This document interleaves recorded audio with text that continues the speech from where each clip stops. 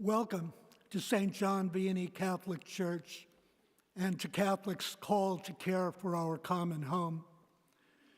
We thank God that you are able to join us this evening, whether you are attending in person or remotely via live stream. As together we deepen our understanding about the crisis facing our common home and discover additional actions that we as people of faith can take to defend our common home. Please rise as our pastor, Father Vu, leads us in prayer.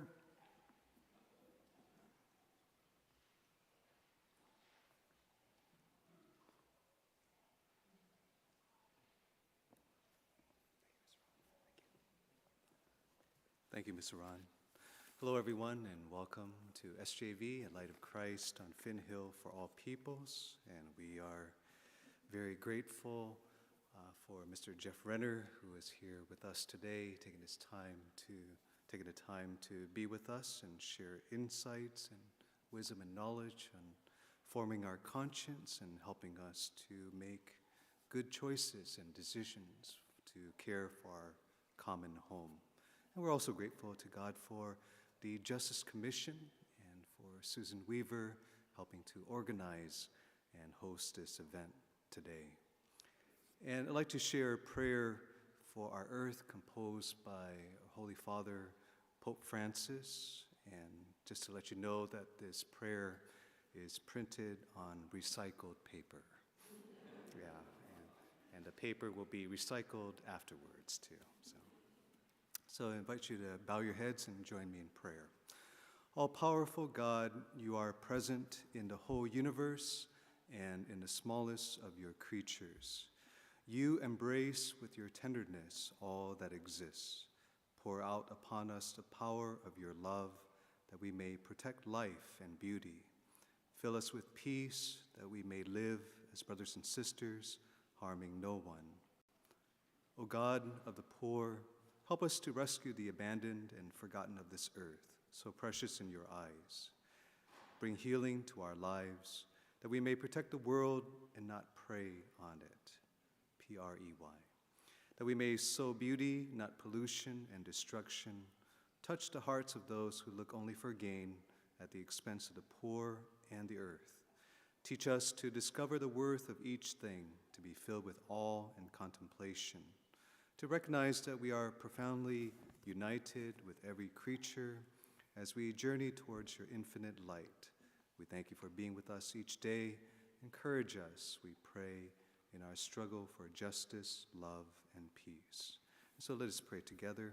Our Father, who art in heaven, hallowed be thy name. Thy kingdom come, thy will be done, on earth as it is in heaven. Give us this day our daily bread, and forgive us our trespasses, as we forgive those who trespass against us. And lead us not into temptation, but deliver us from evil. Amen. In the name of the Father, and of the Son, and of the Holy Spirit. Amen.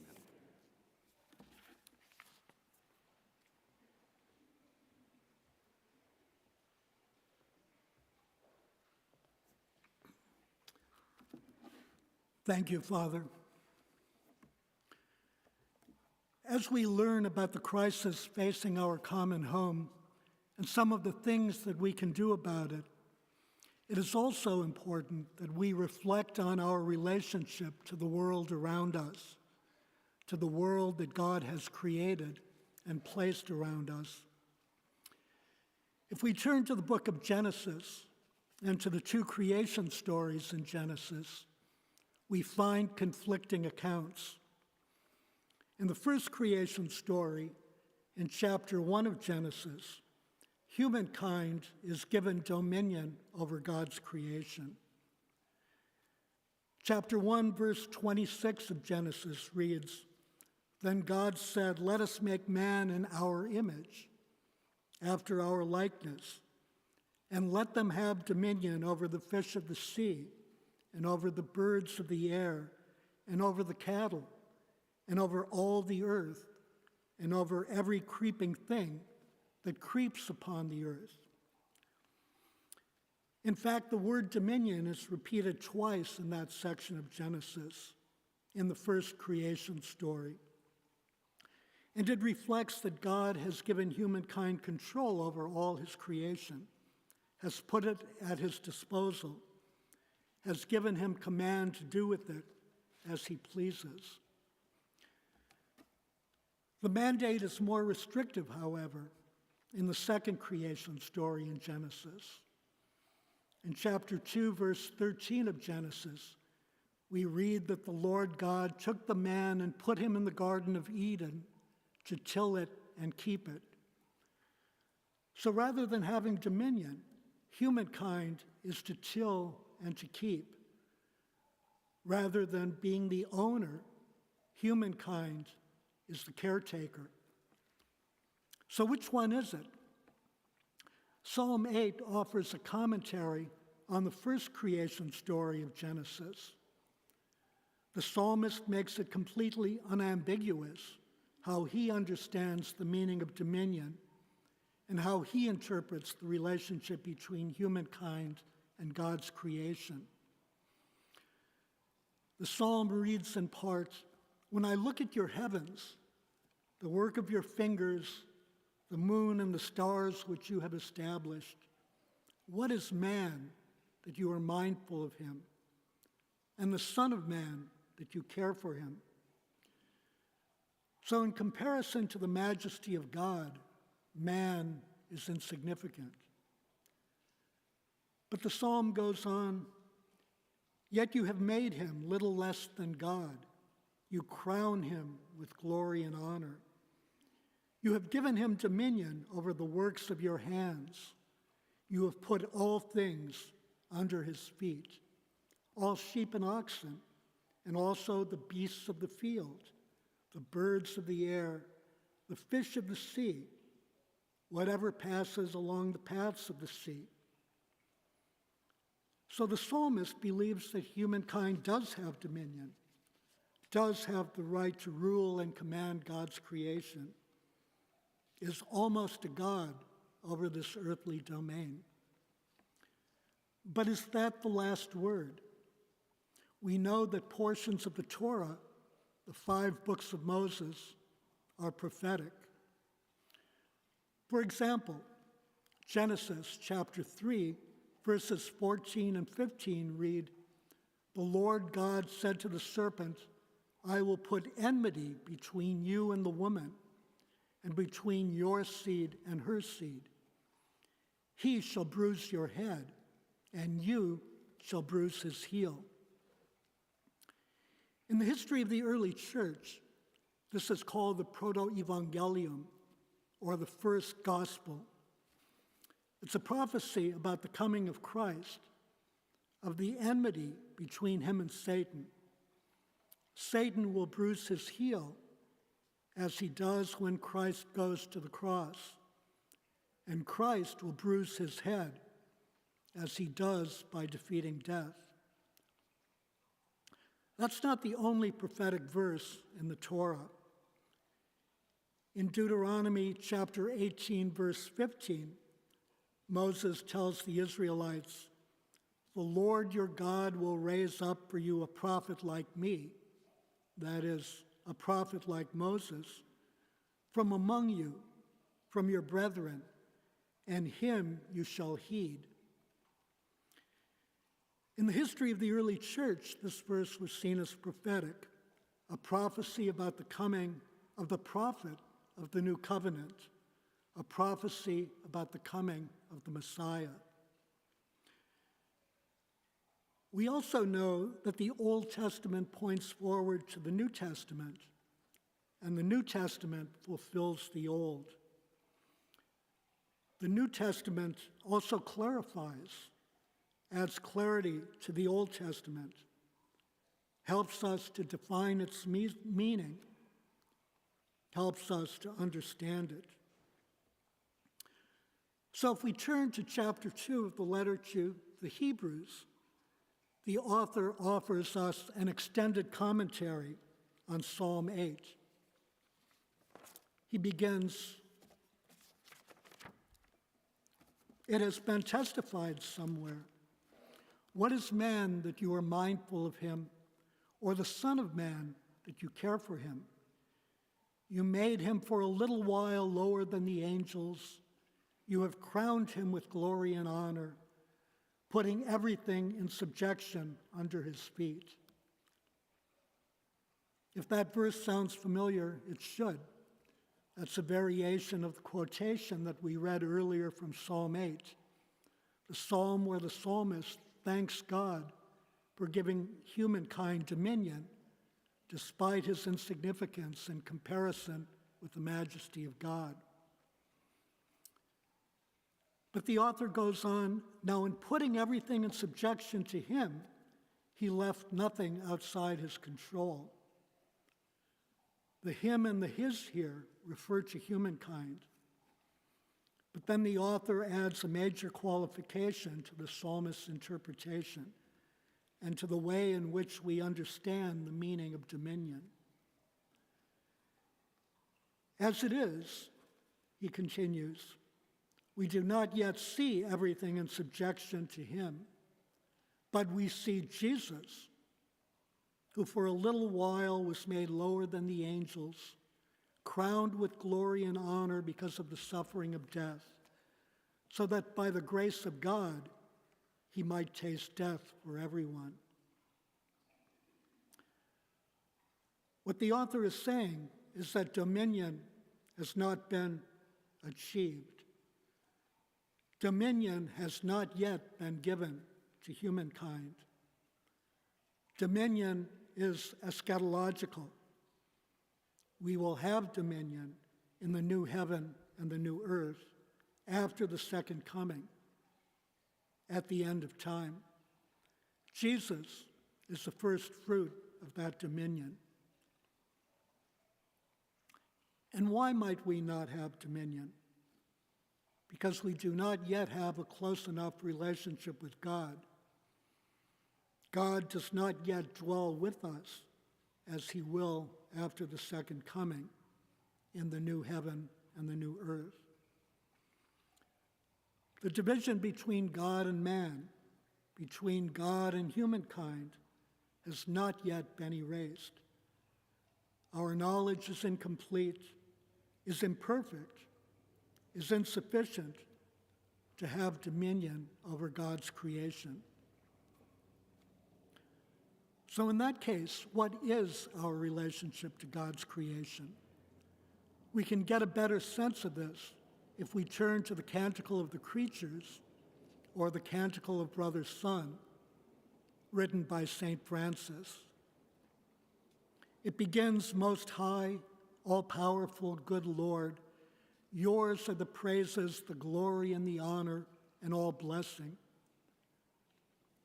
To you alone, Most High, do they belong, and no human is worthy to mention your name. Praised be you, my Lord, and praised be you. In Umbrian is Laudato Si, the title of Pope Francis's encyclical on the care of our common home.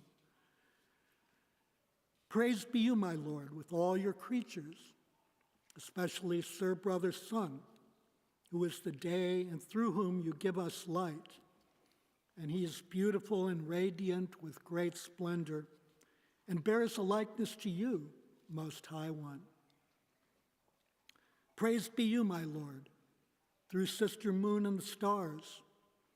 In heaven you form them clear and precious and beautiful. Praised be you, my Lord, through Brother Wind, and through the air cloudy and serene, and every kind of weather, through whom you give sustenance to your creatures. Praised be you, my Lord, through Sister Water, who is very useful and humble and precious and chaste. Praised be you, my Lord, through Brother Fire, through whom you light the night, and he is beautiful and playful and robust and strong. Praised be you, my Lord, through our sister, Mother Earth, who sustains and governs us, and who produces varied fruit with colorful flowers and herbs. We notice that in the canticle, we are not in control of anything. We are not separate from or over anything. All creation, all created things of which we are one, are brothers and sisters. We are interrelated. We are interdependent.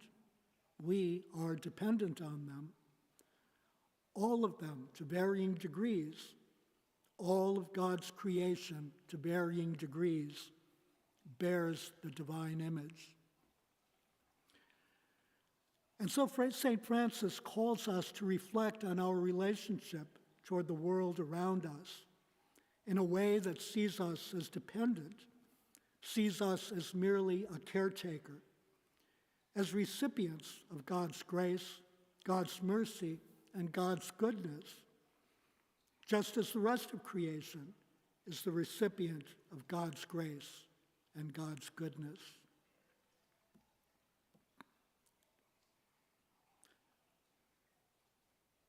I'd now like to introduce our guest speaker, Jeff Renner.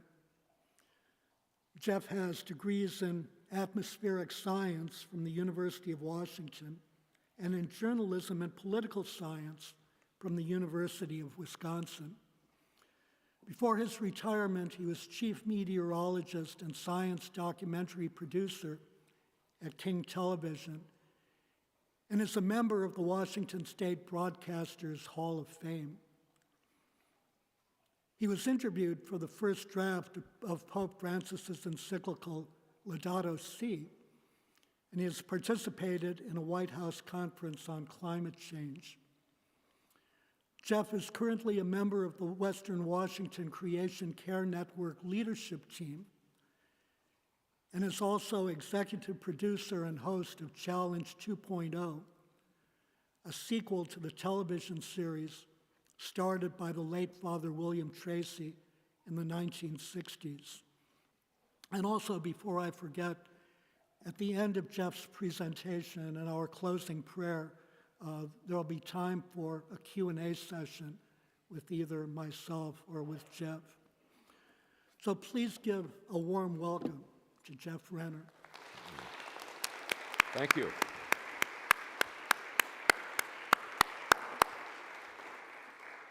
So first things first, can you hear me out there? Wanted to make sure the microphone is working. Thank you, Ron, for a very eloquent lesson there on that. And I know that we have some people that have either are or have been secular Franciscans here, and I reflected as you were talking about that.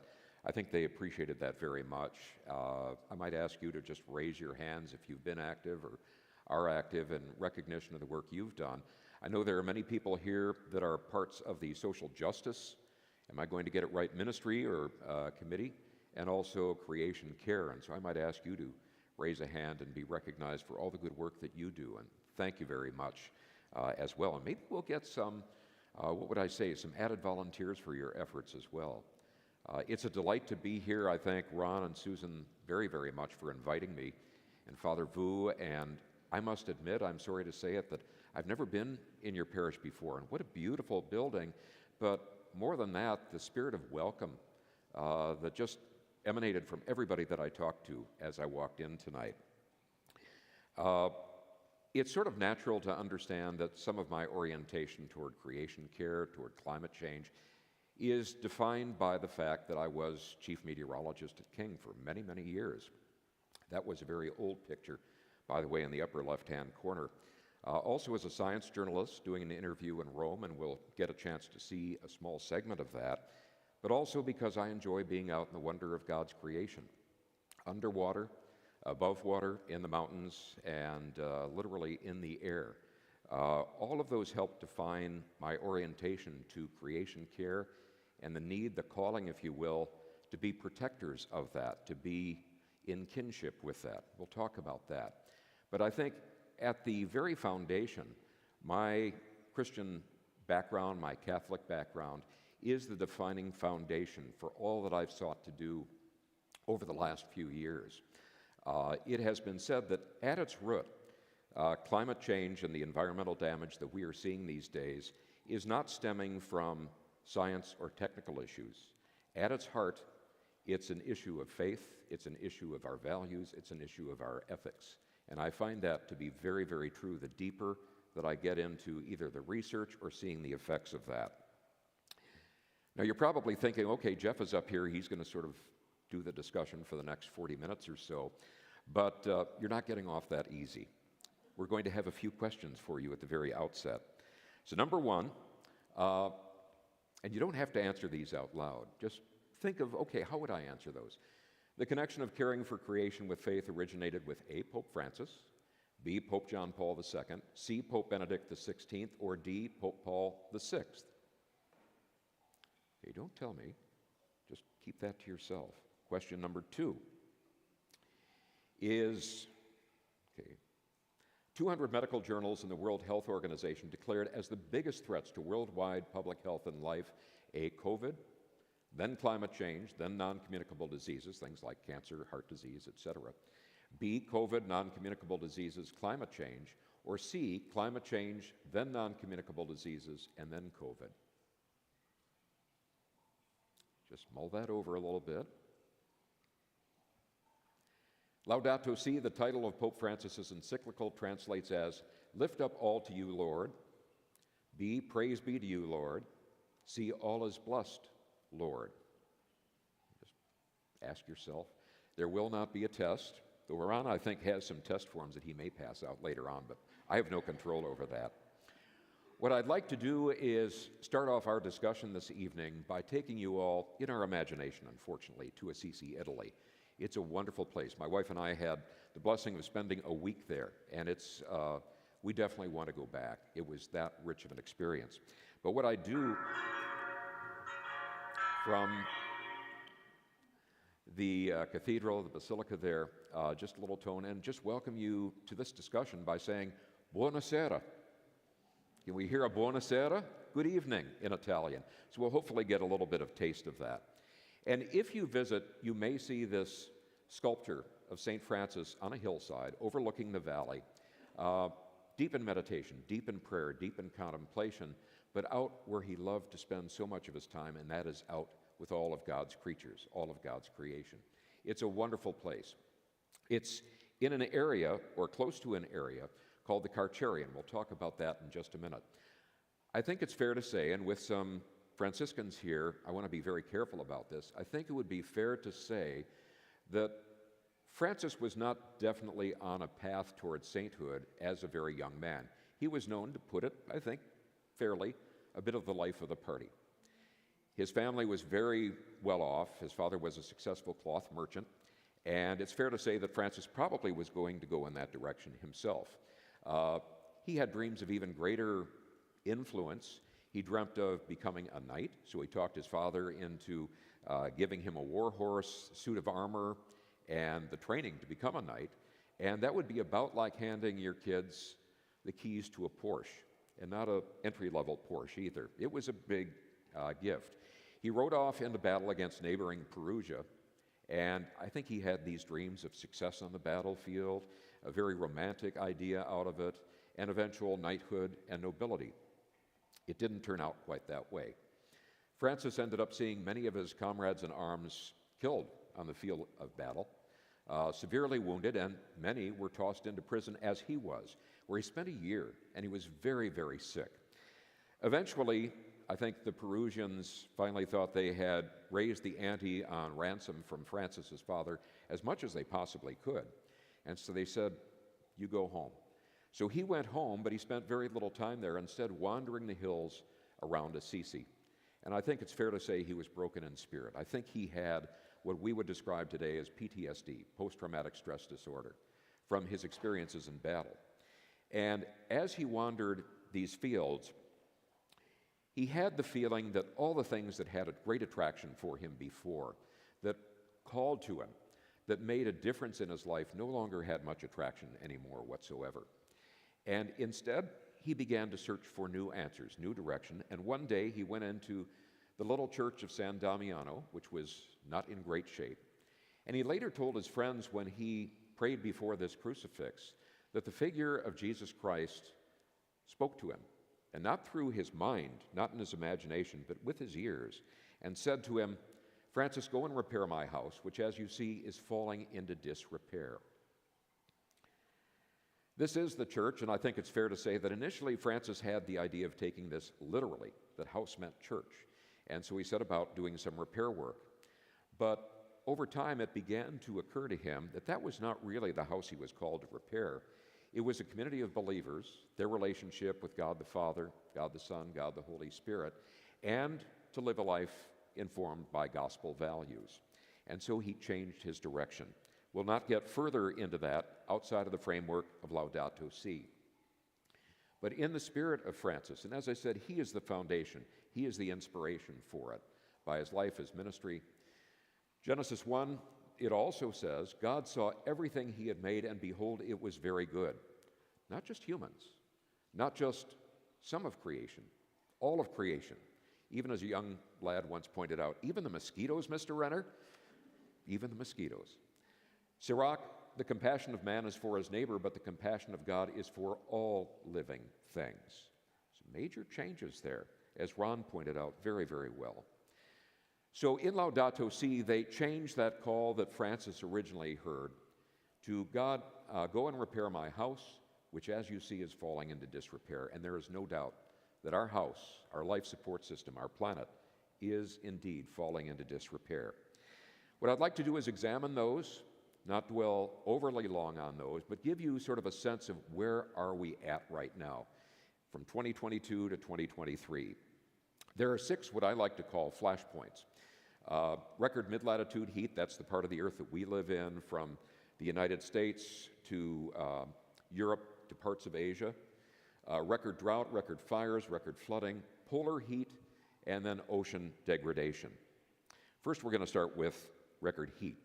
Do you remember, not last summer, but the summer before, when we hit temperatures well in the 100-degree range? It was called a 1,000-year heat wave.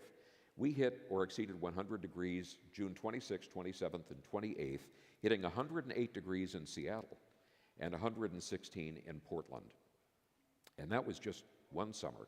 Last summer, we hit 13 days of 90-degree heat. Now, I can tell you, as a meteorologist, that I had summers that we didn't have 90 degrees at all. We had a few where there were 2 or 3 days. We never had 13 days. And then if that wasn't enough, my wife and I came back from vacation mid-October figuring, okay, it's going to be rain, it's going to be cold. No, 88 degrees October 16th, and that was what, like 2 days after we got back, Sue? To put that in perspective, 29 degrees above the average high of 59 for that day. Now, this next one we're going to run out, this is data from NASA collected by meteorological sites all over the world, and it shows the trend of temperatures from 1880 forward to more or less the present time, 2022. You notice not a lot of change, some fluctuations a little bit cooler, some a little bit warmer.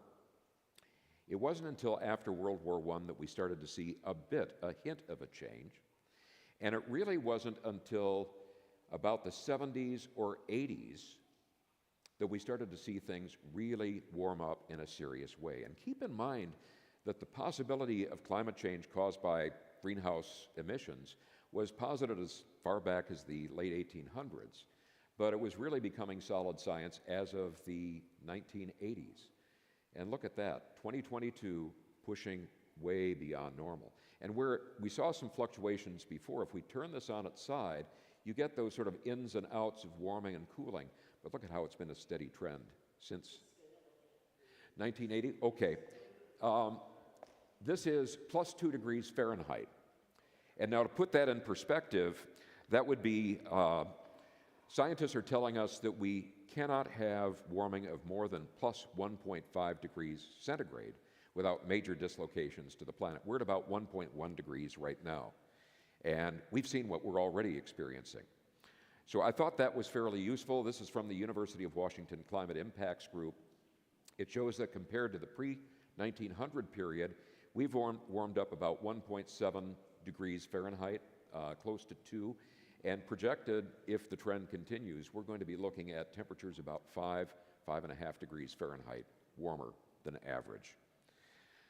When you have warming, very often we have drought, and we had that. This is a picture of Lake Mead. No longer much of a lake, at least not in that section. The western United States is in a mega drought. This is our flashpoint number 2.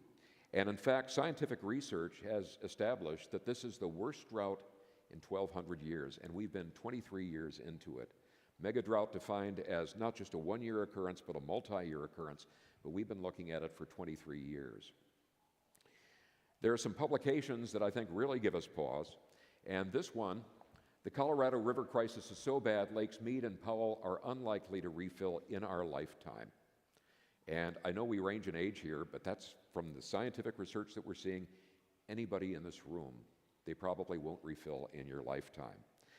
The other article that came up is that there are growing fears of a dead pool on the Colorado River as drought threatens the Hoover Dam water. A dead pool means the water is no longer high enough to cover the turbines that generate power. The dam will no longer be a source of energy because of the water levels dropping. One hydrologist that I read, and this was in another article, but I thought it worthwhile to post up here, rivers are becoming irrigation ditches. Now, one of the things that I like to do in my spare time is fly fish. And I love being one with that part of creation. And yet this is telling me there's not a lot of future in that. And we'll talk about that a little bit more in a moment. Some of you may have heard of the Dust Bowls in the 30s and 40s, not experiencing it, but you see that definitely we were warmer than normal over North America. But look at how that was nothing compared to what we're seeing globally in 2021. Next aspect is record fires. You remember the Bolt Creek fire last summer? You couldn't get over Stevens Pass for several weeks. And we also know that we had horrible air quality. As a result, I'm not sure why that's coming up again. We are seeing a fairly steady trend. There are fluctuations from year to year, but just as the average temperatures across the western United States have been warming, so too have the number of fires, the scale of the fires, and the persistence of those fires. So the next aspect is record flooding, the next flashpoint. Record heat seems to want to get cameo appearances in there. Is record mega floods. One of the concerns of the Bolt Creek fire and any of these fires is once you burn the vegetation, there's nothing to absorb water and there's nothing to help stabilize the hillsides. And that's exactly what we're seeing. This was actually in Germany, where in Europe they lost 400 people in 2021. But we only have to look back to last December. Since December 26th, California had 9 what are called atmospheric rivers. An atmospheric river is when there's a flow from the tropics up into the temperate region. And it carries water content roughly analogous to the entire Amazon River. There's a lot of water up there.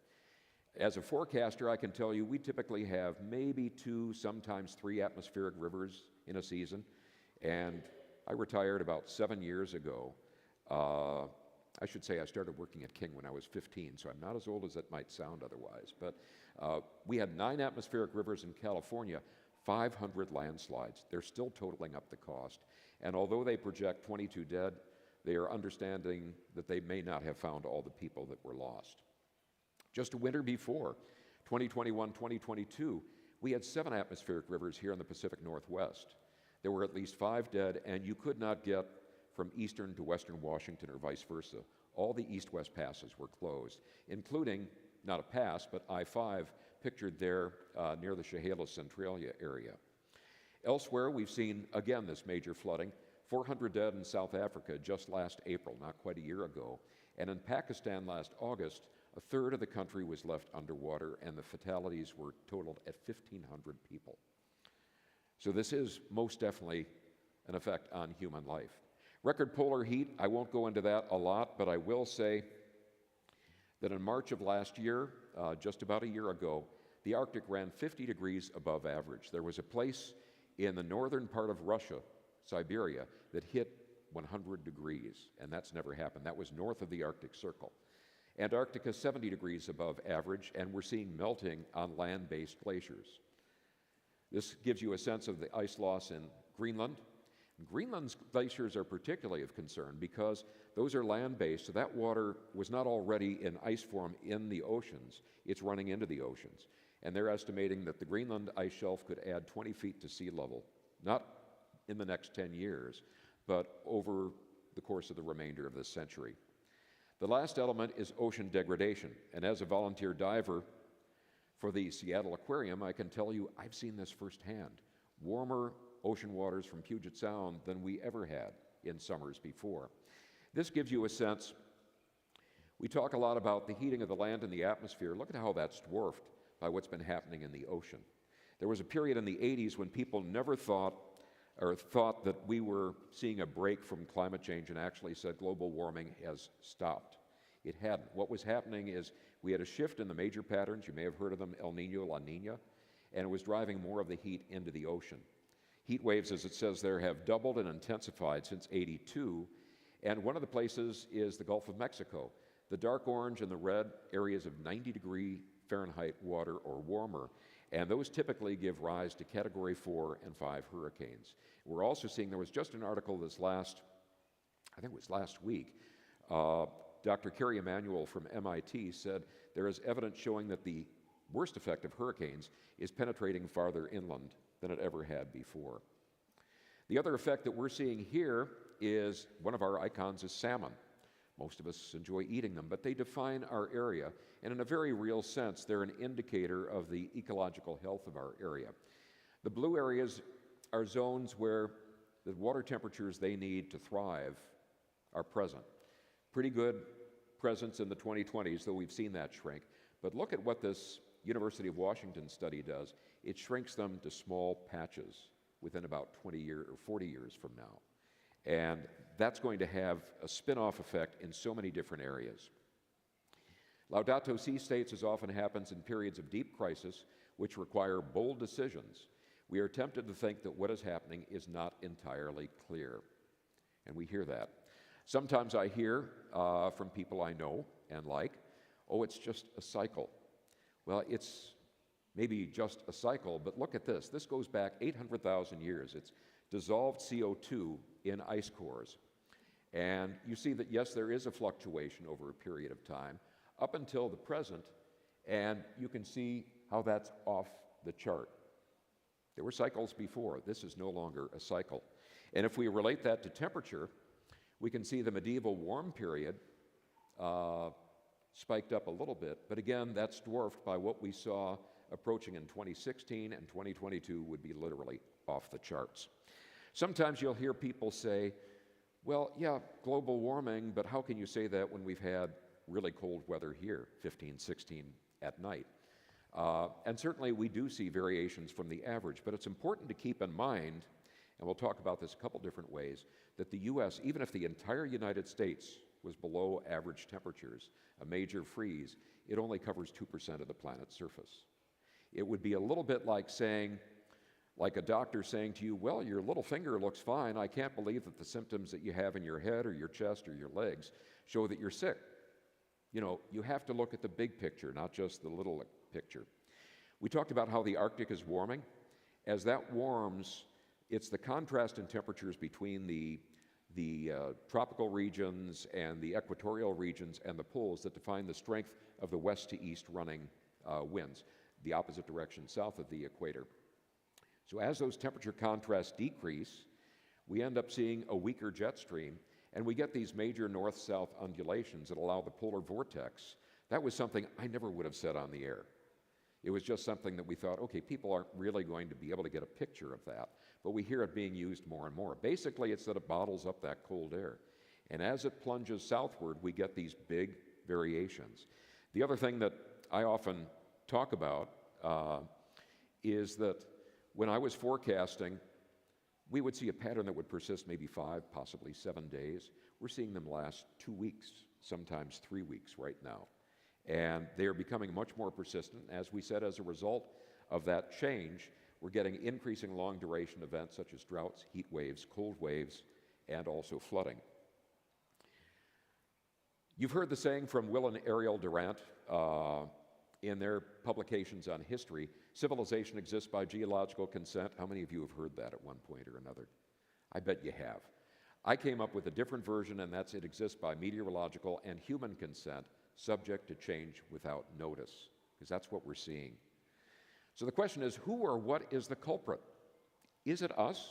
The term anthropogenic climate change relates to human cause. So I think it's time to turn to the Sherlocks of attribution meteorology. So time to put our detective caps on. And we have to realize that the search for fingerprints began in 2003. Europe had a major heat wave. It's believed as many as 70,000 people died from that heat wave.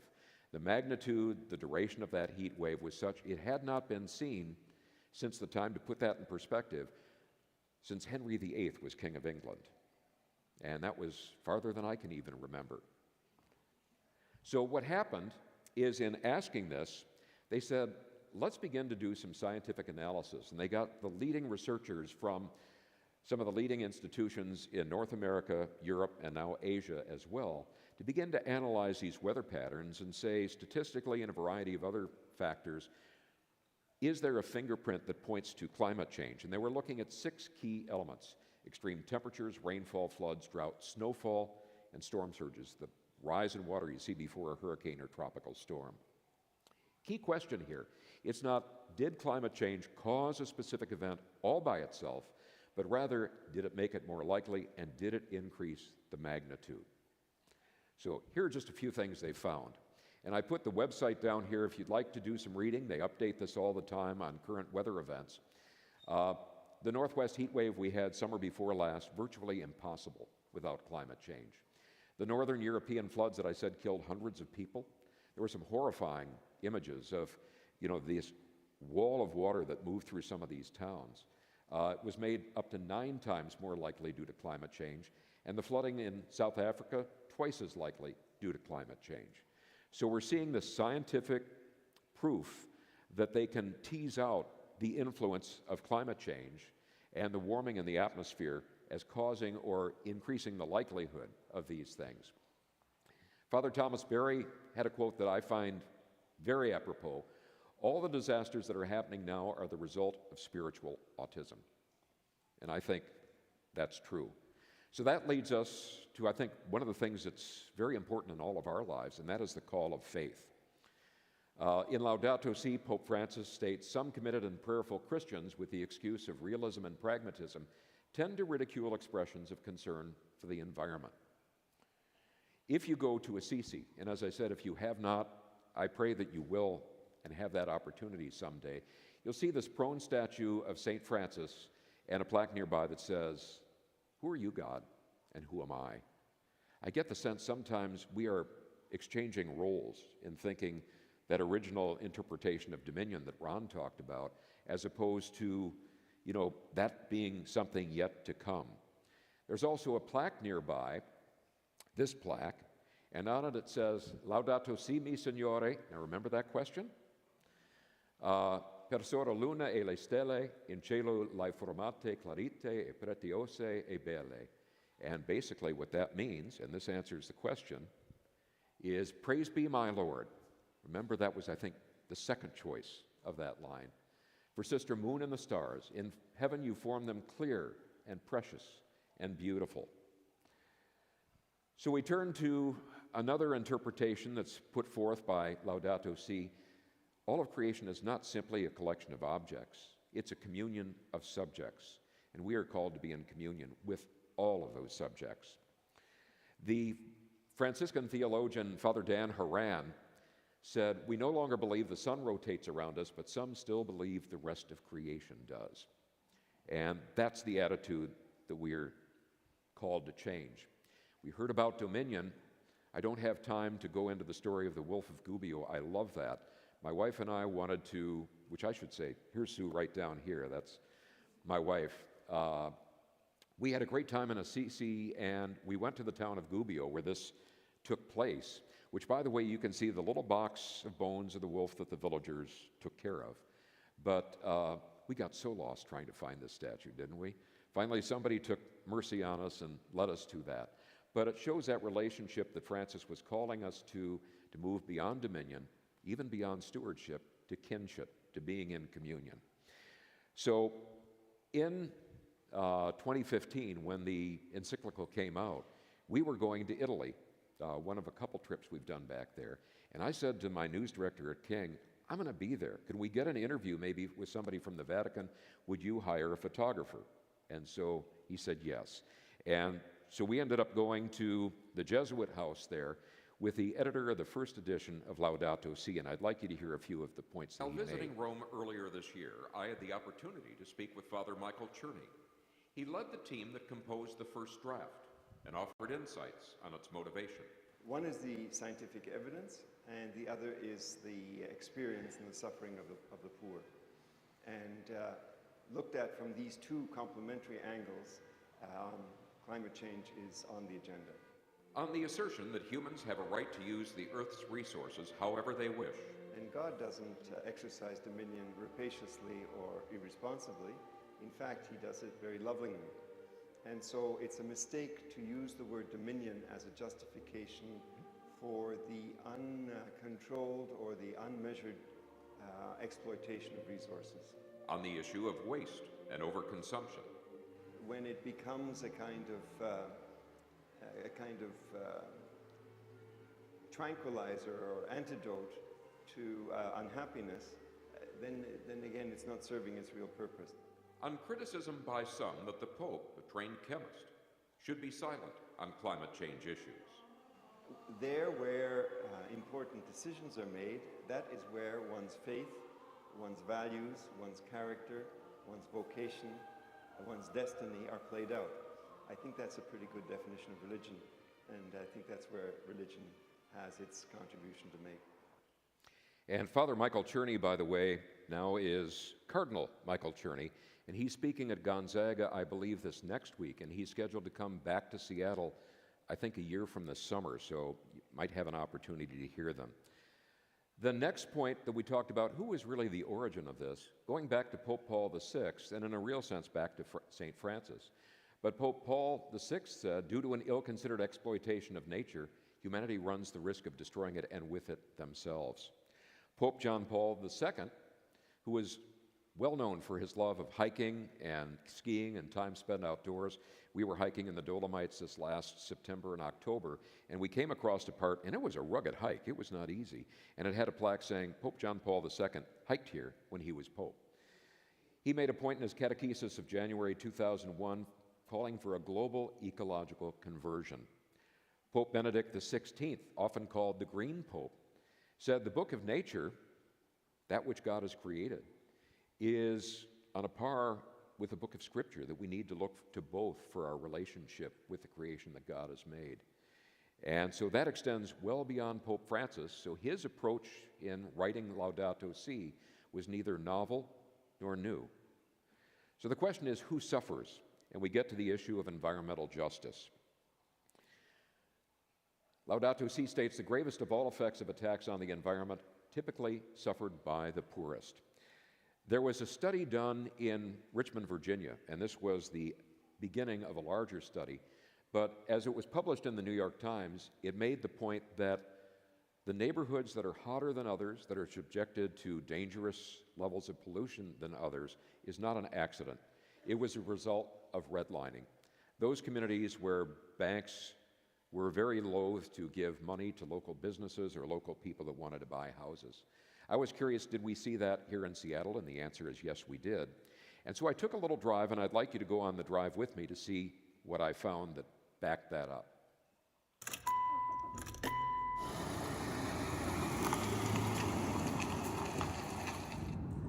Understand that major thoroughfares, such as Interstate 5 that I'm driving on right now, both absorb and re-radiate more heat than areas simply covered with soil or turf for vegetation. And they're also subject to much higher levels of air pollutants, things such as carbon monoxide, nitrous oxide, benzene, particulate matters, each of which is tied to health impacts. So we're going to check the connection between income level, pavement, trees, and heat right here in Seattle. This first neighborhood has been considered desirable for decades. You'll see plenty of trees, big trees here, and it's several miles away from the nearest highway or interstate. So let's check the temperature right here in Queen Anne. There we are. We're looking at 75 degrees. Now we're heading to a neighborhood that was long subject to redlining. It's called the Georgetown neighborhood. Many of the people living here live near or even below the poverty level. You'll find plenty of pavement. You won't find many trees. So let's check the temperature here.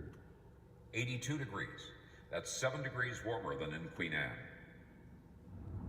Now that's exactly what the published research showed, that in city after city, low-income neighborhoods tended to experience temperatures 5 to 20 degrees hotter than high-income neighborhoods. And so that 7 degrees was on the low end. So the question that we're led to is the impact on human health.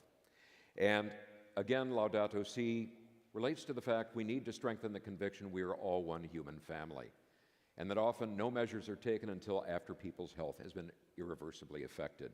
It's like, oh, I guess maybe we should be doing something about that now. This was a publication of the Proceedings of the National Academy of Sciences a few years back, and it showed that those groups, Latinx Americans and Black Americans, are typically subjected to far more pollution than they are responsible for producing. Whereas many of us here, white Americans, tend to be exposed to less pollution than we're actually responsible for. We remember last year when Seattle had the worst air quality in the world, worse than Beijing and worse than New Delhi. That was a dubious honor. The World Health Organization tells us that wildfire smoke and other pollutants, air pollution, responsible for a quarter to a third of the deaths from heart attack, stroke, lung cancer, respiratory disease. They call it the new tobacco. Another study, and I found this really stopped me in my tracks, Harvard University, University of City of London, and University of Birmingham did a study and concluded, these are epidemiologists, a variety of other people, that 1/5 of all deaths worldwide are the result of exposure to fossil fuel particulates and also gases. In the United States, that relates to 678,000, rounding it off, per year. That's about 1 every 52 seconds. So in the time that we covered maybe a couple slides, there's been another death that would have been attributed to that.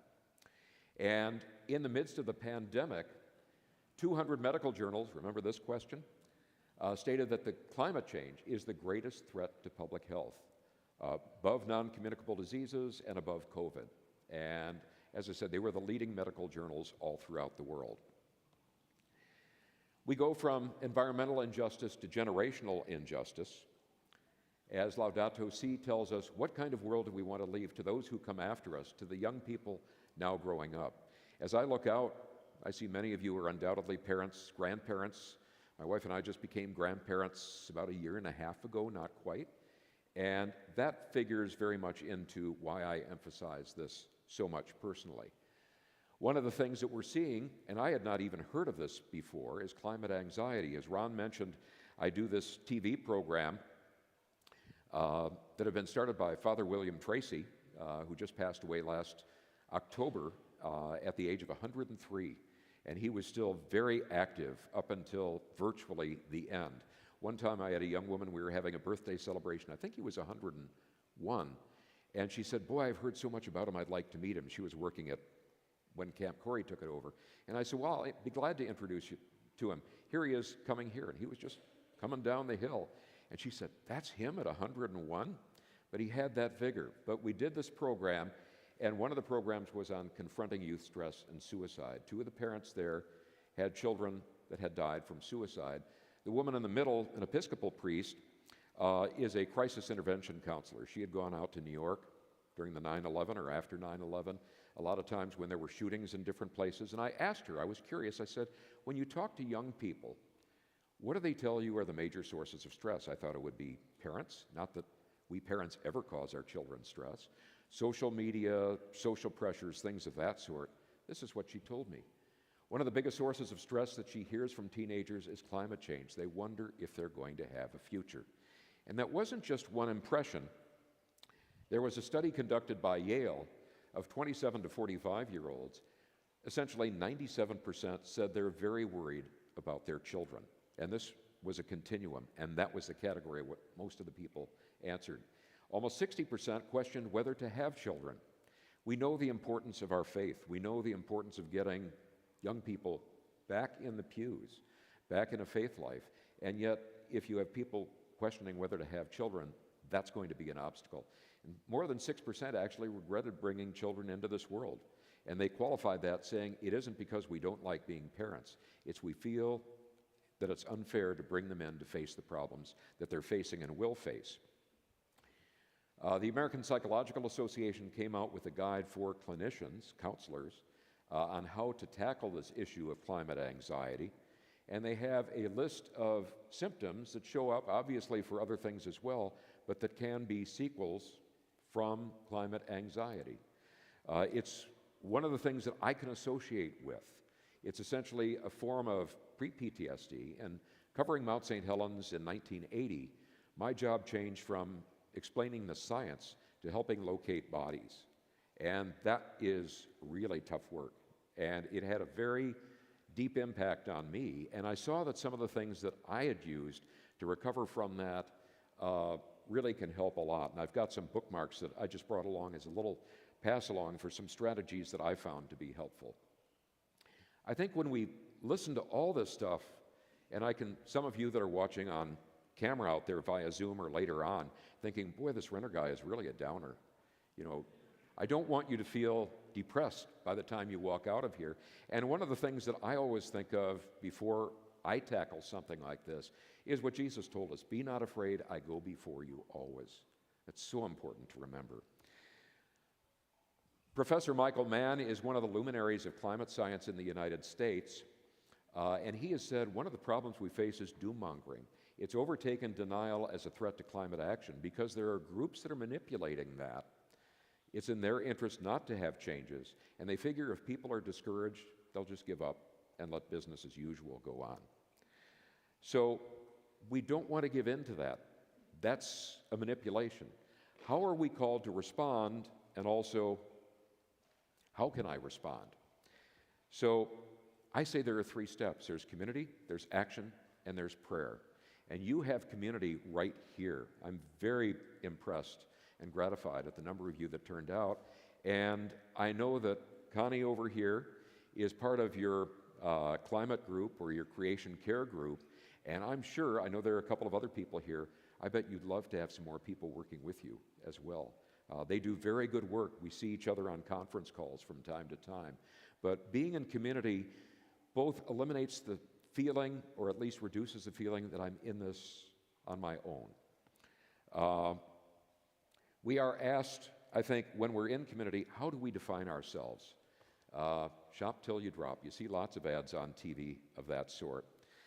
With apologies to René Descartes, who said, I think, therefore I am, I think one of the mottos of this consumer age might be, I consume, therefore I am.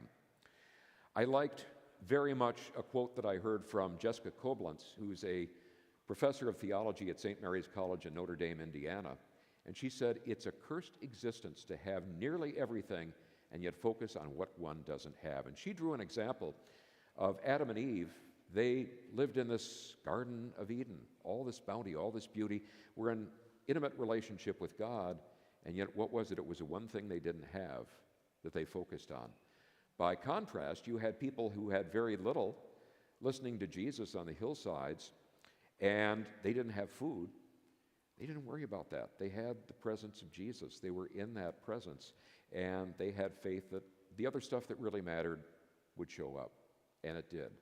And so I think that's a very real judgment on where we're at with consumerism. Another example is the Tower of Babel.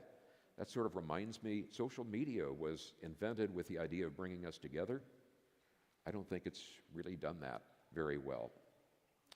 As we consider what can we do and what should we do as a group, we need to understand the concept of Earth overshoot. If all the Earth's population consumed at the level of the U.S., we'd need not 1, not 2, but 5 planets right now. We're currently consuming at a level of 1.6 planets, and I don't know about you, I only see 1 underneath me right now. My mother, who passed away a couple of years ago, came to one of the presentations I did, and she didn't like this slide very much, because she said, people are going to think that's me, and that's how you were raised. And I can say, Mom, and I told her after that, Mom, people are not going to believe that. She was a very outgoing, genial, warm-hearted person. But how many of us have heard, as our mothers say, we're eating ourselves out of house and home, and that's a reality of what we're doing. We need to recognize that every purchase is a vote. It's an expression of what you value, what you support, what you deem to be acceptable in terms of behavior. A couple of things just to keep in mind. factory farms, a source of cheap processed meat, are releasing chemical and infectious compounds into rivers and streams and wastewater around them. And the ones that are most exposed to that are typically the people that cannot afford to live in higher income areas and are probably being paid minimum wage. Another, large-scale livestock ranching is reshaping the planet. 55 square feet of rainforest, now I can't measure, but I suspect it's about like maybe 3 by maybe 20, so that's a little bit more than that.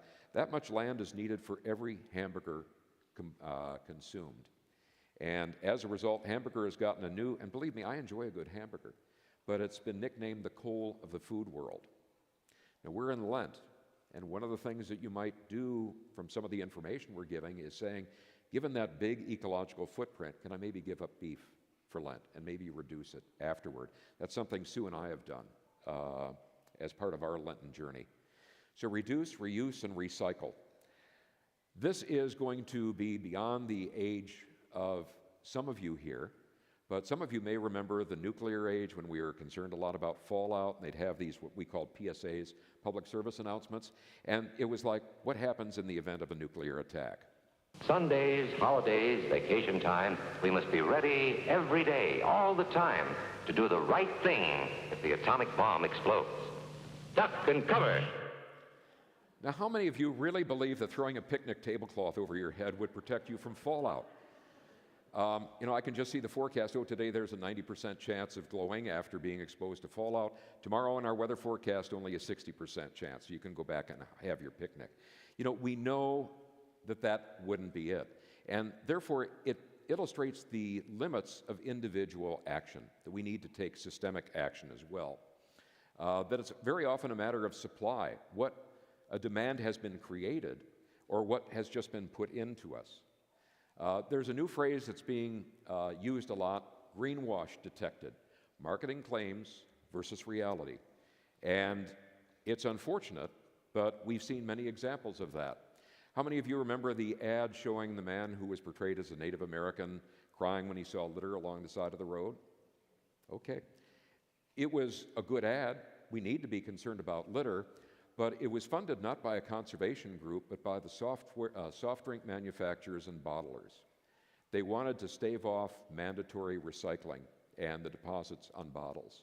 And they managed, I think there were 5 or 6 states that passed that, but the rest of them, as a result of campaigns and efforts to sway public opinion, did not. We've seen this sort of greenwashing also occur. We know that the Exxon scientists told their corporate leaders that 40 years ago, human-caused climate change is real, and its effects are also going to be real and harmful. We've seen this more recently with the big derailment in Ohio. Part of the report said that they were dedicated to, let me get a little closer so I can read it, to environmental stewardship, safety, and deliberate action for a better planet. Yet when you look at the reality, there have been 4 straight years of increased accidents. They demanded rollback of safety rules that were put in place in 2014, and that the derailed train didn't meet the standards for high-hazard flammable trains, which obviously it was. So this is where we need to question sometimes some of these messages that are putting out. Our fellow Catholics have devised 2 possible approaches to this in addition to other activity. One is disinvestment, the other is engaged investing, and you have to decide which of either of these works for you. In any case, disinvesting is becoming more and more frequent, including the Irish Bishops' Conference, which the late Father Tracy would have loved seeing them listed as the first bishops' conference to disinvest. The Vatican, a variety of Catholic charities, universities, even individual diocesan groups, and also even some parishes are beginning to say we need to think about the decisions we're making with the investments. The other, and there's a great group called Intercommunity Peace and Justice Center, and I bet with your Social Justice Committee, you're aware of that already. They have a subgroup called Northwest Coalition for Responsible Investment.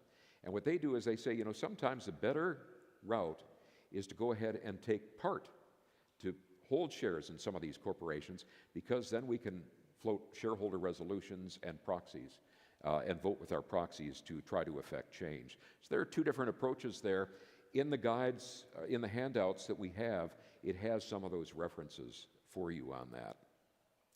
The last aspect, and I mean this because it comes to the core of what sustains me in this, as a meteorologist, it's sometimes a little bit like the atmosphere, like a doctor seeing a patient that doesn't have the best prognosis.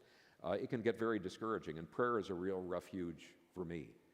I think very much we can take inspiration from St. Francis, who would retreat to prayer, to contemplation, to silence, but also the love of nature around him to remind him what it was that he was following that ministry, and then also being active and embracing the poor, the disabled, the sick. There was a story that I read very recently about a young woman who is a social justice advocate, and she met up one of her professors who was, I'm making hopefully some points for when I go home, a Franciscan friar, who said, you know, you're going to run dry. You do not have the life of prayer and silence necessary to sustain the work you are doing. This has to be a foundation that you build for it.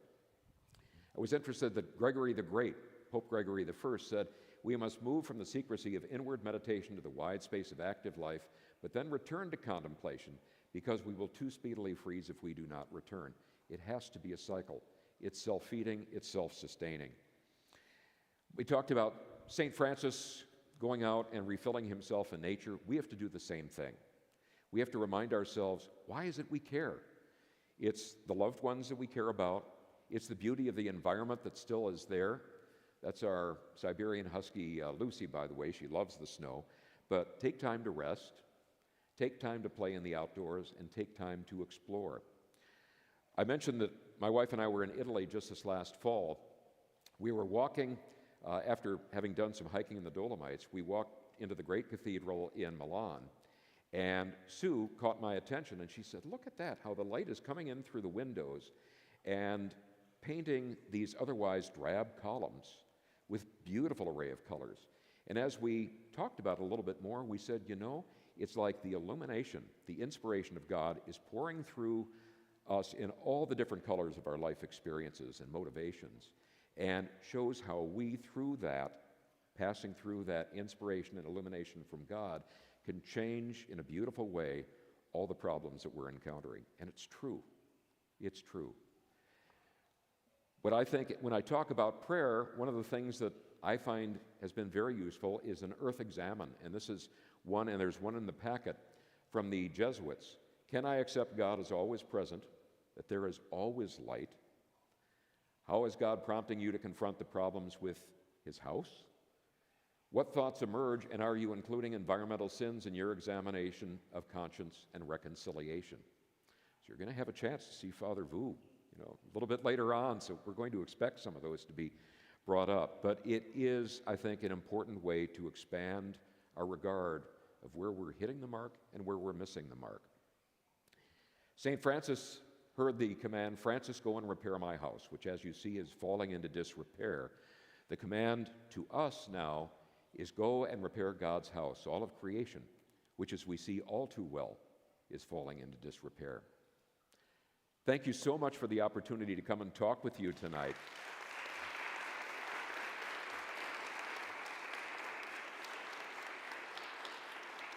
Thank you.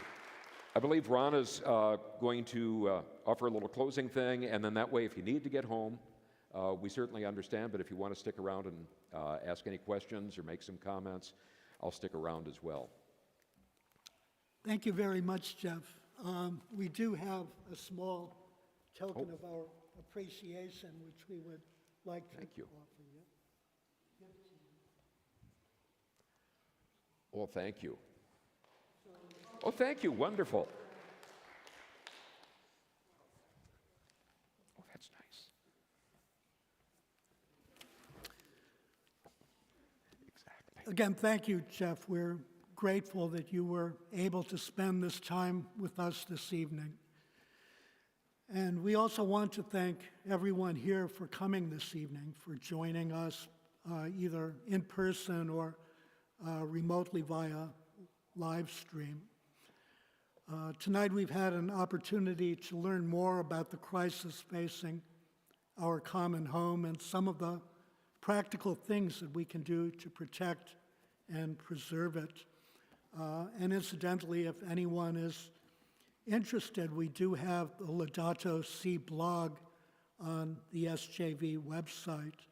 If anyone is interested in joining in the work and coming up with ideas for posts, in writing posts and doing research for blog posts, we'd love to have you join us. You can speak to either Connie. Connie, can you stand, please? Or to myself. So let's close together. Father, did you want to do the closing prayer? Okay, let's close by together praying a prayer for our earth in the handout that we've received.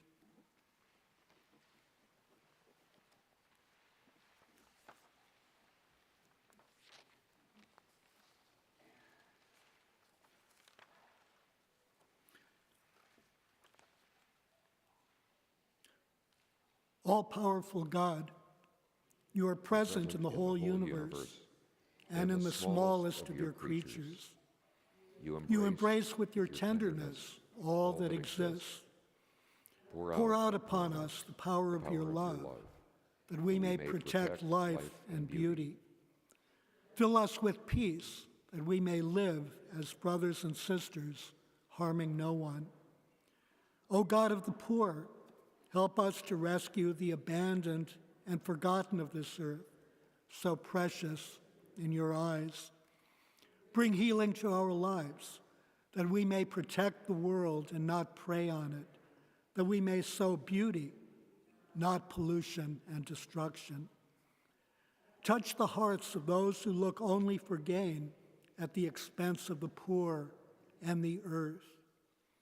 Teach us to discover the worth of each thing, to be filled with awe and contemplation, to recognize that we are profoundly united with every creature as we journey toward your infinite light.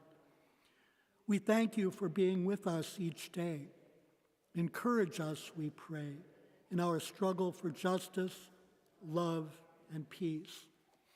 Once again, we want to thank you for joining us. And as we leave, let us remember that as a people of faith, we are being sent out into the world to take what we've learned and to translate it into practical action, and through it to express our love and our respect for God's creation. So once again, thank you for coming. And Jeff and I will be available for any questions. Thank you.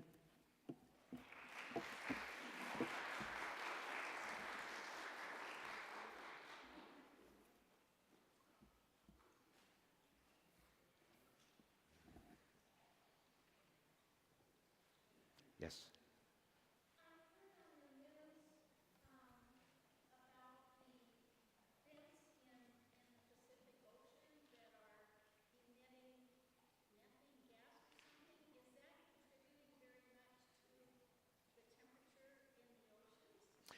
It probably is a part of that, but those are the vents that are typically at the boundaries of what we call plates, typically where they're spreading apart, and I think that's a very small part. What we're more concerned about is as temperatures rise over the Arctic and the tundra and the permafrost, where that's melting and that methane is being released. Methane overall, in terms of volume, is a smaller source than CO2, but methane is multiple times more potent than CO2 is. So it's something we really need to take into account.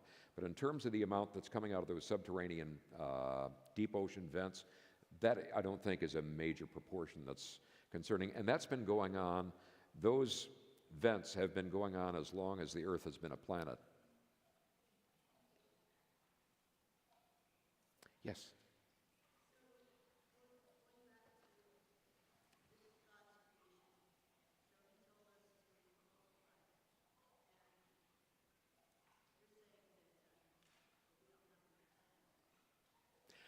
Given the use of resources, we don't have enough planet.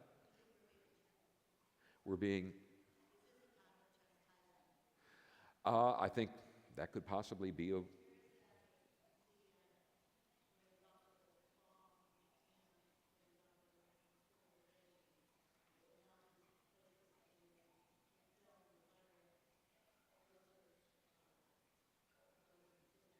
Hmm.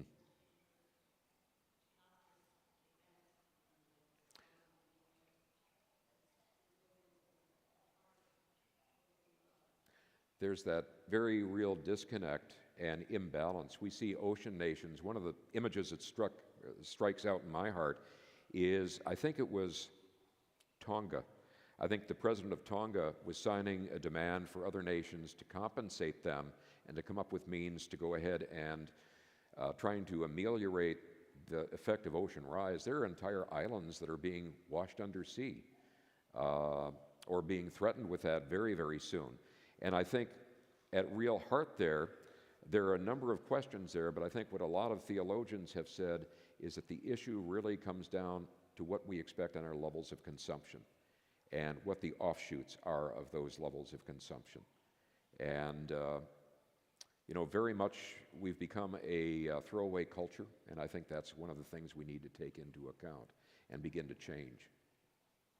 Yeah. So, Jim, my question actually ties into that. If you could mention to us, I know there's some wonderful groups, and probably your parish knows too, but that are working together to buy less, to commit to not buy Yes. for a year, and trading with each other in communities. And I think even our Finn Hill has a website that works. I'm not sure. I'd like to find out more about some of those kinds. Can anybody speak to that in your neighborhood? Because you'd know much more about that than I would. But there are some groups that you can trade that. I see a finger being pointed. Buy Nothing Finn Hill.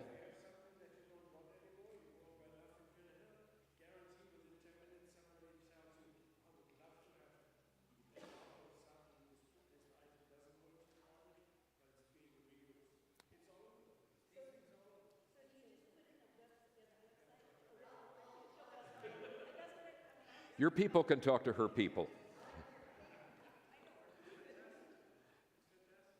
Yes.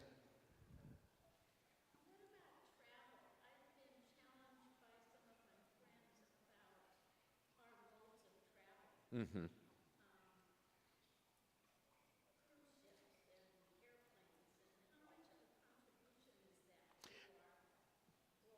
Transportation is a major source. I think there's a lot of work going on there, but there's also, I think, the impact and the necessity, and I think a lot of companies are rethinking as a result of COVID and as one offshoot, that do they really need in-person conferences? There are times that that's important, but one of the things that you can do, and I'm sort of giving away something that we're working on, but you can buy what are called carbon offsets.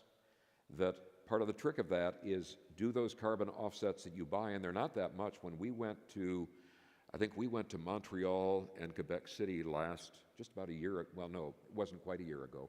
We bought carbon offsets, and what it does is it goes into groups that are trying to work to counter the effect of CO2. So those are available. One of the things our larger Creation Care Network is trying to do in this area is devise a way that people could go ahead and put funds in a trackable way that would counter some of the problems in the Pacific Northwest region. And so that's very much on the, we're very much in sort of the baby step version of that. But carbon offsets is something that can be very, very useful to that. But of course, if you can not end up taking motorized transportation, if you can get motorized transportation that's more fuel efficient, certainly then the carbon offsets, that would make a major contribution. I do know some of the, I know Boeing is experimenting with biofuels and trying to see if those are viable. So there are a variety of different approaches on that. Certainly we are called, I think, to try to limit, and just like any purchase, is this really needed? Sometimes it is. Yes?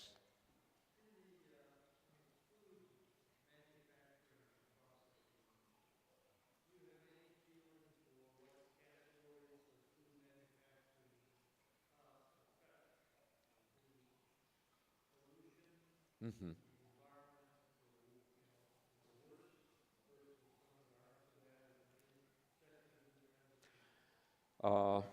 Factory farming is probably one of the most problematic in terms of meat, beef, pork, and chicken is generally less problematic. Seafood is less problematic in some areas. There are some species of fish that are caught where they drop these large nets that scrape along the bottom of the ocean and damage the environment there. There are some very good articles on that. If you just do something on food's ecological footprint, I think you'd find a lot of information. But if you can limit, like beef and pork, in favor of other things, you'll be making a major contribution on that. You know, if we could up our sources of nutrition from vegetables and fruits and things like that. Fortunately, they haven't shown that pasta is a problem, and I find that together with chocolate is a major source of happiness for me. But no, seriously, I think if you do that, there was an article, I can't remember if it was in the Washington Post or the New York Times recently, where they did just that, and they said these are the sources of foods that result in more pollution, these are the sources that are less polluting. Yeah. I also mentioned the meatless meat products, Yeah. which are becoming more and more Right. needed. Ron mentions meatless products. I can't remember the brand of faux hamburger that we get, but or Beyond Burgers that we use. And we actually had friends, and he loves his steak. And they live in Bend, Oregon, and they said, "Hey, have you ever tried these?" We said, "No, have you?" He said, "Yeah, those are great." And it was like, I never believed I'd hear that out of his mouth, but we like them. We have them on a regular basis. And so there are meatless products that are out there. And certainly, not necessarily, I mean, if you're called to a vegetarian lifestyle, that's wonderful. The footprint is much less. But it's just look at the balance of what you eat. It can make a big difference on that. Father.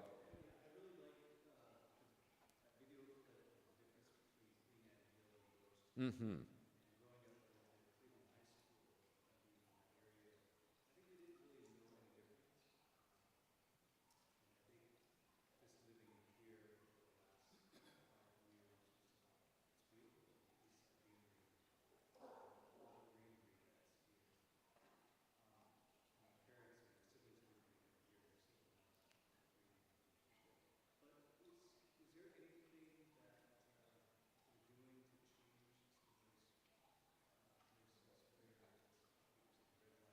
Mm-hmm. Redlining is illegal now, but I see a nod here, so I might defer to you, and then I can add something extra on that. Times today, there was an article about a grant that was given to the Georgetown area to come up with plans to improve the greenery in the area and open spaces and parks to go along with or to take out some of what's there now. Mm-hmm. So it was in the paper today. Part of the problem is that with that cheaper land and with people that maybe didn't have the influence, it was easier to locate industrial firms there. It was easier to build large highways and so forth. And I think there's more and more consciousness and activism on that route. But as you were mentioning, there are some definite steps to start getting more vegetation. As we've traveled, one of the amazing things is you'll go through places and their roofs are covered with vegetation. That helps a great deal as well, both in filtering pollution and then also reducing the temperature differential. So the state has also given some money towards that project. There's been a core group of people apparently working on it for a number of years, but just recently they started getting funding to do more about it. We just did a program as part of Challenge on the Black Farmers Collective, and they have two farms, one near Yesler Terrace, and I think they got land, I think it was from the county, and they are developing farms there to get around the problem of food insecurity, you know, what they sometimes call food swamps, where all they have is maybe some, I don't want to put a finger on any one, but fast food, let's say, that's the only source, and that we interviewed one of the people on that. One was a retired science teacher, and then one was a young woman who just developed an interest in farming and saw that was something that she could really do to make a difference in her life and in her neighbors. So I think there's a lot of awareness being generated on that.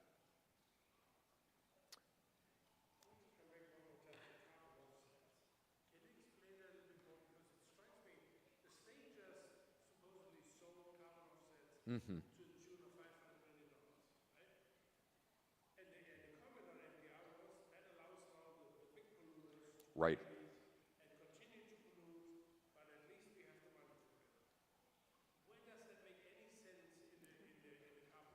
Sometimes it does not, and that's been one of the criticisms. I can tell you that when we would have conferences for the American Meteorological Society, which I belong to, they scoped out very carefully what the sources were of those carbon offsets and how they were being used. And the problem is as anything, there are some that will take advantage of that, and that's where we need to be well informed and to apply some pressure to our elected leaders and even the corporate leaders at the whole idea of disinvestment or engaged investing, to go ahead and say, no, that does not make sense. And one of the struggles that we're facing is that increasingly, and I don't know the situation right here, but increasingly, fewer and fewer communities have local newspapers that can keep an eye on that sort of thing. A friend of mine, Ron Judd, who used to work for the PI, was hired away to work at the, I think it's Bellingham. Well, it's up in Bellingham, and they started up a new newspaper. And they found, and there was some research done by the League of Women Voters that basically showed that having a local newspaper reduced the amount of money that was being wasted, and by increasing the accountability. And some of that is just getting the information. But you're absolutely right. There's the carbon offset field has had some good stories, and there have been some bad stories, and it's being informed and speaking out where it's not good. Question? I've got a few thoughts. I hope I can share them clearly. So, my background's economics. I have an MBA from the World Business School. I went to Georgetown undergrad, studied economics and finance at the graduate level. But when we talk about pollution, it's really a byproduct of industry, of the economy. And I was going right back to the very first swirly thing. It picks up around the 60s, 70s, 80s, and Right. it really picks up. I just wanted to point something out. We look at this as greed and everything. In the early 70s, the percentage of the global population that was living at extreme poverty, and the United Nations defined it at $2 a day. We believe about half of people in Africa for $30. $2 a day was considered, below that, you're going to have a hard time surviving. So back in early 70s, it's well documented, the level of the global community at below that level was 40%. 40%. Economic growth, China becoming an economic engine, eliminated almost all of their extreme poverty. India has grown their economy. I work with Indian people. I used to work with Microsoft. They've really developed. So the level now is around 7 or 8% of the world is below this extreme poverty level, meaning 93% or above. And we've made so much progress. In the turn of the century, 100 years ago, that number was 5% that were above that, 95% below, in the late 1800s. So there are a lot of aspects to this stuff. And a lot of that is, producing goods and services. They produce goods. The name says something. It's a good. It's supposed to meet people's needs. I would just, one more comment. I think there's two types of pollution. One is kind of your dirty pollution, litter, chemicals that contribute to people's health, deteriorate. I call that dirty pollution. And that's just a side product. We call it the negative externality is the economic from production. You can have I would call it a clean pollution, not in a good sense, just cleaner, would be CO2. To me, the clean pollution is the hardest one to really address. The dirty pollution, I can consume less, I can recycle, I can maybe drive a cleaner car that's not going to put so many things into the atmosphere. But the carbon one, and when we're talking about global warming, that's the main culprit. So I think when we talk about how do we attack it, I've been thinking about this coming into this discussion today. I really want to try and get clear on what we can do. I think recycling and being more careful about waste, I think it addresses those sort of dirty ones. The carbon one is a much more complicated one. To wrap it up real quick, everybody in this church, everybody in the entire state of Seattle could stop eating meat or drive an electric car. But that would have absolutely no impact on the global temperature of It does have to be a group effort. We didn't talk about what's the Yeah. better solution, but I just hope I'm pointing out the differences between some of the independent, I'm trying to make some hopefully helpful points. I'm not trying to dispute anything.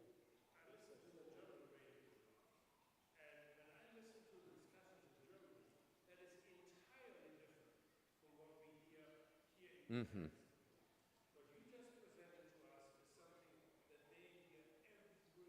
Mm-hmm.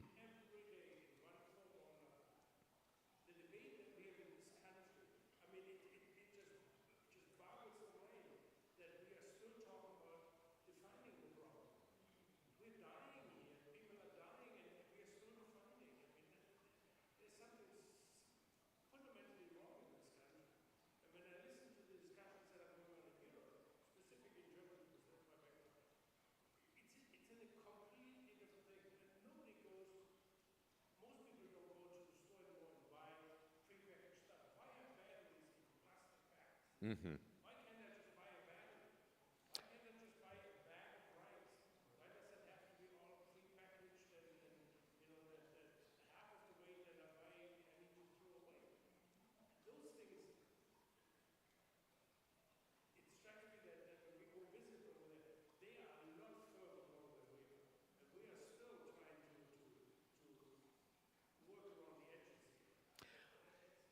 It strikes me that there's an essential element there, and we hear a lot about what is my freedom to do as I like.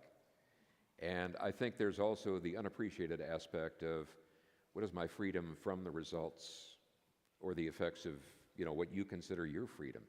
And I think there's more when we've traveled and when we've talked to people from other countries in particular.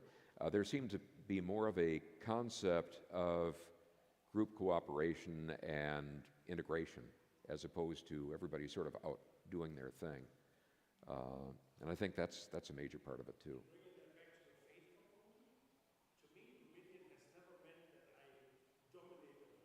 Mm-hmm.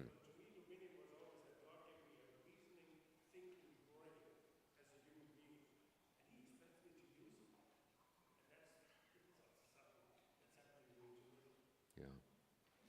Any other questions or points? Yeah. Mm-hmm.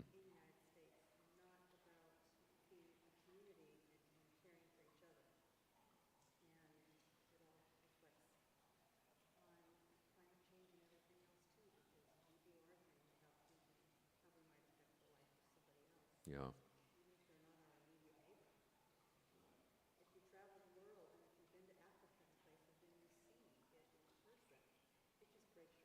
It does. It does.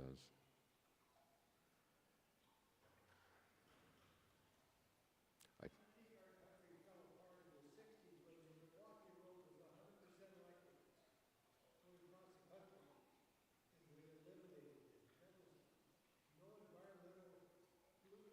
mm-hmm.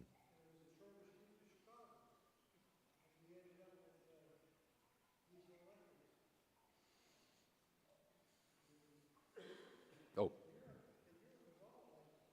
I just know that transportation over there, I mean, it's easy to get from one place to the other, and the footprint of that is lower.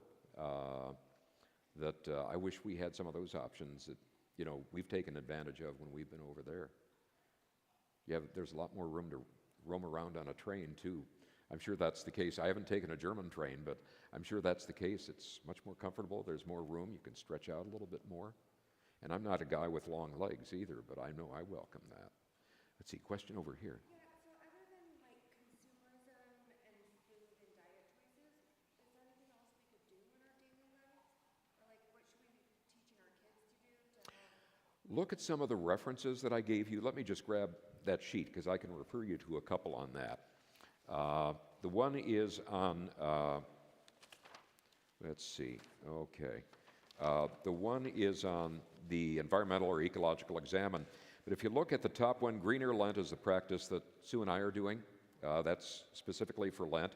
But if you look at Laudato Si Action Platform and Laudato Si Movement and Catholic Climate Covenant, those are overarching ones that are tied in with the Vatican and a variety of other Catholic-based sources that talk about what you can do and ways that you can organize.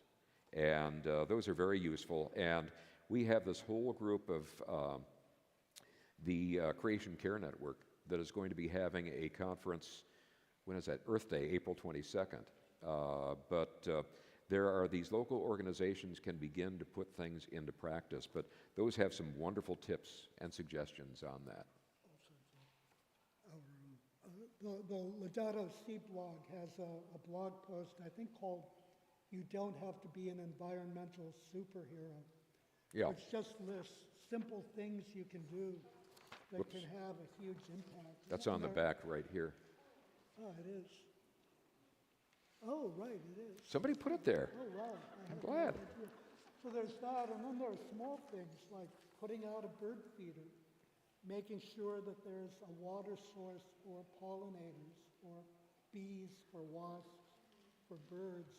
There are just hundreds of very small things that you can do that can have an impact far beyond anything we can imagine. For example, Marty is very committed to raising bees every year.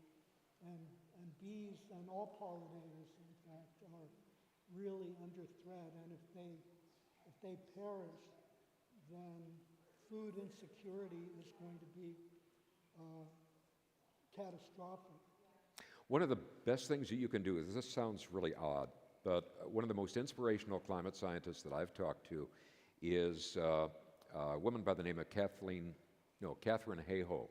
And Catherine has said, she's done a great TED Talk. If you just, go ahead and search Hayhoe, Hayhoe.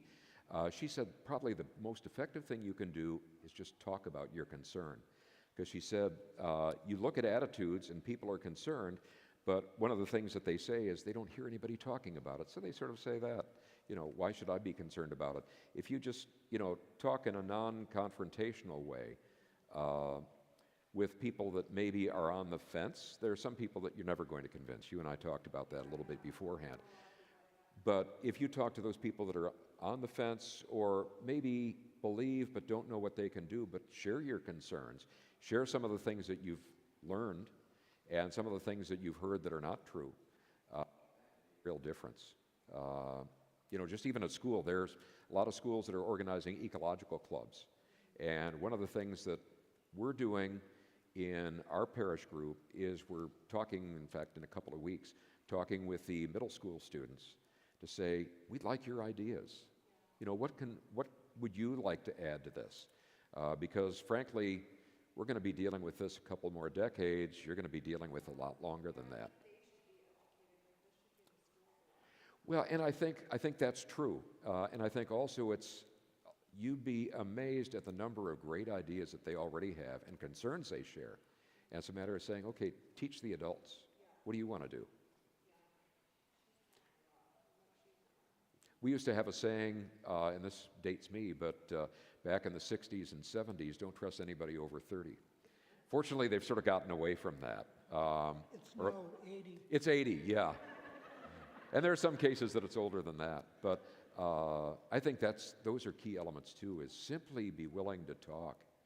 They talk about influencers, and I hear that and I sort of cringe. But there are a lot of good influencers out there, too, that people need to hear. And each of us can be an influencer. Sure. Oh.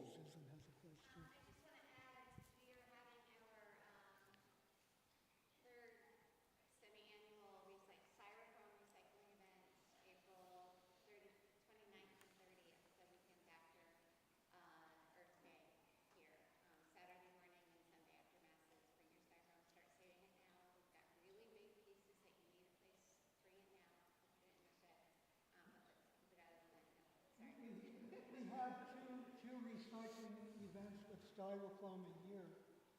So a good thing to do is simply save your styrofoam to the next recycling event.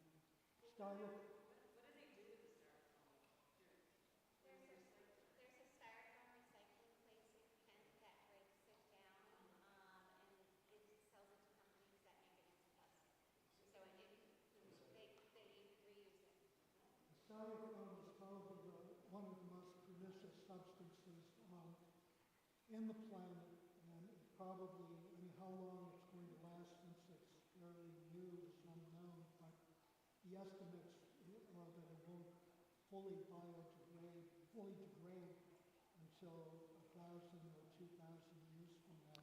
There's actually a new rock that's called plastiglomerate that geologists have discovered, and it's basically plastic that's been bonded together with sand, various other types of garbage that they are finding in the oceans. And some of the geologists say it's going to be used to find the date of the period when the environmental degradation was the worst.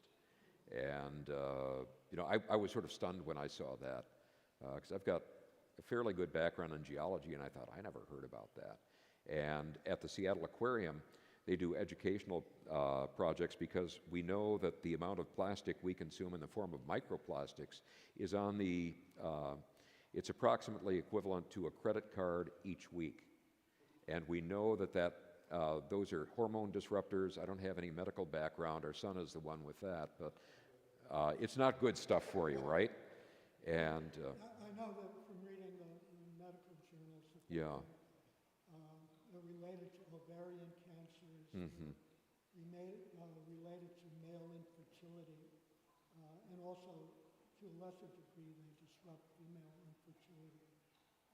And then obviously they're all carcinogenic, Yeah. highly carcinogenic.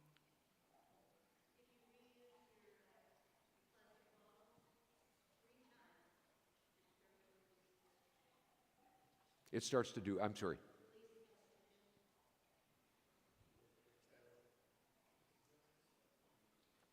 To make one comment, so I agree it's good to talk about it and, raise awareness. I would also suggest people get well educated about this, because there's a lot of different, this is really a very complicated Mm-hmm. issue. I'll just give you an example. We talk about, let's limit fossil fuel production, okay? We'll make less of it, we'll burn less of it. Well, that'll raise prices, because there's less of it to go around. And when the price of fuel goes up a lot, like it did last couple of years or so, double, the people that are most negatively impacted by that are the poor people that you're talking about, that we're saying that we really want to help the most. As Catholics, as Christians, it's the, we have a preference for the poor. It's not always apparent when you do one or two things, but there's a lot of cycles going on, a lot of repercussions of that. Some of that comes down to the factor of being willing to pay a little bit more, either individually, in what you buy at the supermarket or other places, and as a society being willing to come up with some aids for people that are being adversely affected from those increased prices, or subsidizing less polluting forms of transportation as well. Yeah.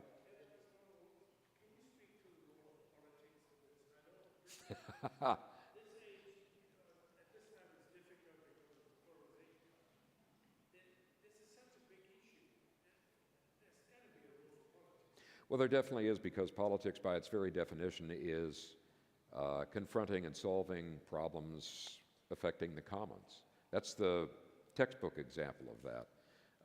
But unfortunately, we've seen that devolve over periods of time. It didn't used to be that environmental issues were that much of a political hot potato. And I think part of that, and it isn't just from getting together with your group and talking to them, it's we've got to talk across borders to the degree we can, and so that more and more people begin to realize this is impacting them. And some of that is the power of story. And some of that is showing up and letting them know what determines what you're going to support. Part of it is just, it's very easy, and if you were to come into our house, you might be surprised at who watches more TV news than the other person, and it ain't me. I was a part of that world for a long time, and it's like there's a certain level that you can absorb, and there are some things I'd just rather get through the newspaper or online. But the key is to be informed and to become active. And that's why I said community, action, and prayer. All of those come together, and you've got a group here. I listen to this, and very often, this is probably one of the longest Q&A sessions that I've been involved with, and it's wonderful. It's wonderful.